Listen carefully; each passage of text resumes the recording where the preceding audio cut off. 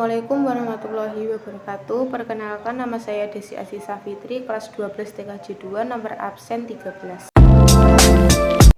HAM, hak asasi manusia, adalah sebuah konsep hukum dan normatif yang menyatakan bahwa manusia memiliki hak yang melekat pada dirinya karena ia adalah seorang manusia. Hak asasi manusia berlaku kapan saja, di mana saja, dan kepada siapa saja, sehingga sifatnya universal. HAM pada prinsipnya tidak dapat dicabut. Menurut Undang-Undang Republik Indonesia Nomor 39 Tahun 1999 tentang Hak Asasi Manusia, yang dimaksud dengan hak asasi manusia adalah seperangkat hak yang melekat pada hakikat dan keberadaan manusia sebagai makhluk Tuhan yang Maha Esa dan merupakan anugerahnya yang wajib dihormati, dijunjung tinggi, dan dilindungi oleh negara, hukum, pemerintah, dan setiap orang demi kehormatan serta perlindungan harkat dan martabat manusia. Bentuk pelanggaran HAM dibagi menjadi dua, yaitu pelanggaran HAM ringan dan pelanggaran HAM berat. Macam-macam bentuk pelanggaran HAM ringan adalah: 1. Melakukan penganiayaan. 2. Melakukan hal yang dapat mencemarkan nama baik seseorang. 3. Menghalangi seseorang untuk menyampaikan aspirasinya dengan berbagai cara. 4. Melakukan aksi kekerasan dengan pemukulan. 5. Mengambil barang atau hak milik orang lain. 6. Menghalangi seseorang menjalankan ibadah. 7. Melakukan pencemaran lingkungan.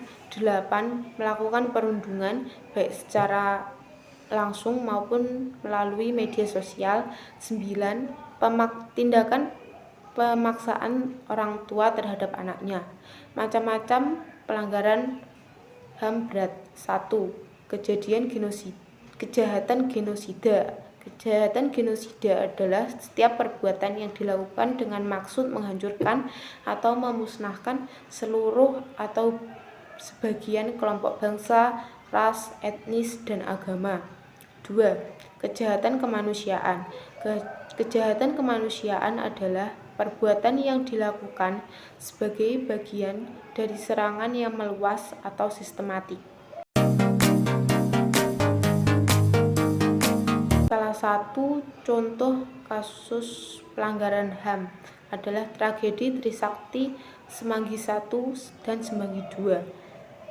Tragedi Trisakti dikenang sebagai peristiwa mematikan yang terjadi pada Mei 1998 jelang lengsernya Soeharto.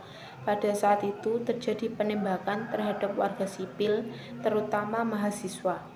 Tragedi ini menewaskan 4 mahasiswa.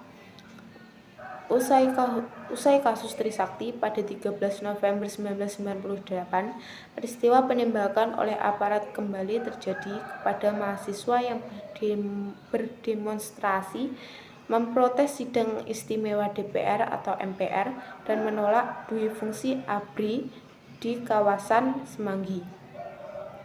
Tragedi ini dikenal dengan peristiwa Semanggi I. Menurut data tim relawan untuk kemanusiaan, jumlah korban tewas mencapai 17 orang warga sipil terdiri dari berbagai kalangan dan ratusan korban luka tembak dan terkena benda tumpul. Pada 24 September 1999, rencana pemberlakuan UU Penanggulangan Keadaan Bahaya atau PKB kembali memicu demonstrasi besar dari mahasiswa karena dianggap bersifat otoriter. Penembakan terhadap mahasiswa pun kembali dilakukan dan dikenang sebagai peristiwa Semanggi II. Merujuk catatan kontra menyebutkan 11 orang meninggal di seluruh Jakarta dan sekitar 217